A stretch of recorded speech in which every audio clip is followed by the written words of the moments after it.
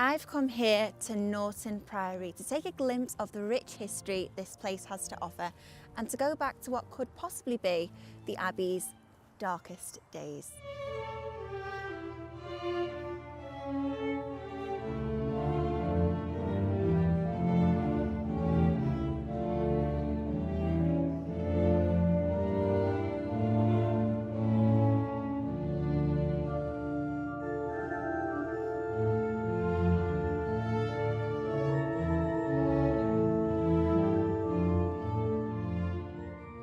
In 1535, the monastery faced a difficult time, with King Henry VIII calling for all monasteries to be destroyed.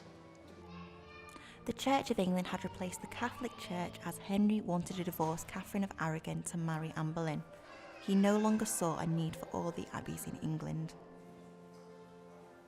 Sir William Breton, a close friend to the Abbey and a very powerful man in the northwest, would not let the Abbey fall without a fight. William found himself a difficult opponent, Sir Piers Dutton, the Sheriff of Cheshire, who wanted the lands of Norton Priory to build on for himself. The conflict began with the people in charge of valuing the monastery, otherwise known as the Dissolution Commissioners. They arrived at the Abbey unannounced and were met with an angry mob of 300 locals. For their own safety, the Dissolution Commissioners had to barricade themselves into this tower that once stood here. But with the protesters approaching, the commissioners were stuck.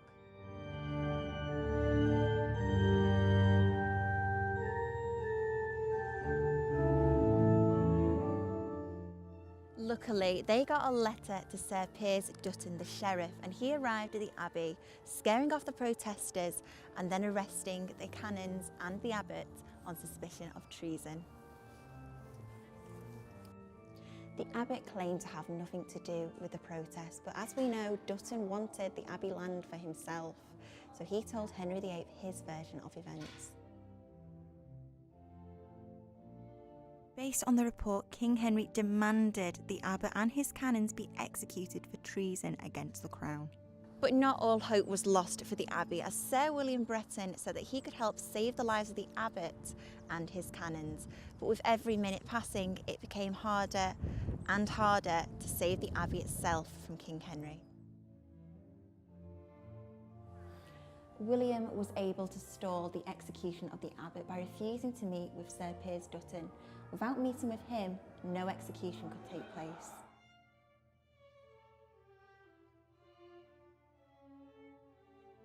However, William knew he could only stall for so long. With time running out, he now knew that saving the Abbey was no longer an option.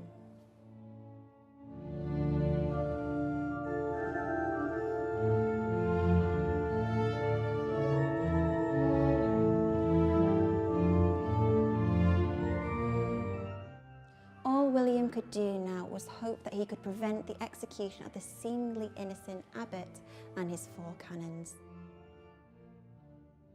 Luck was on his side, with Thomas Cromwell, who questioned Dutton's reliability with his version of events.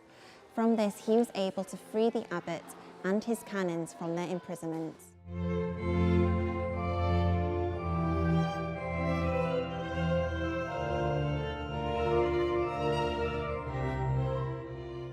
Despite being now free, the abbot needed a new home.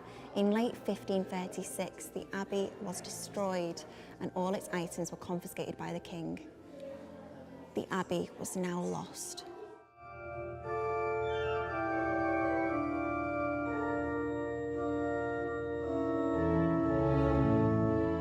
The skeleton of the grand structure was uninhabitable for 9 years until it was transformed into a country home.